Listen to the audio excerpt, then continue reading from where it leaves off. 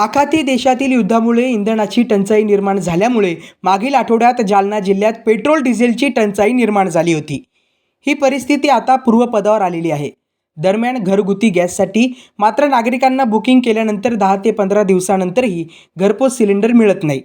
त्यामुळे नागरिकांना गॅस एजन्सीवर जाऊन पैसे भरल्यानंतर चक्क सिलेंडरसाठी गोडाऊनवर तासनतास रांगेत उभं राहावं लागतंय।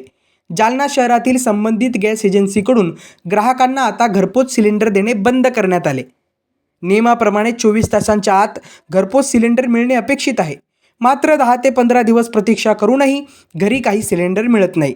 त्यामुळे ग्राहकांना गॅस एजन्सीवर जाऊन पैसे भरावे लागत असून पैसे भरल्यानंतर देखील ज्या दिवशी एजन्सी चालक फोन करतील त्या दिवशी गोडाऊनवर रिकामे सिलेंडर घेऊन ग्राहकांना तासनतास उभं राहावं लागतंय।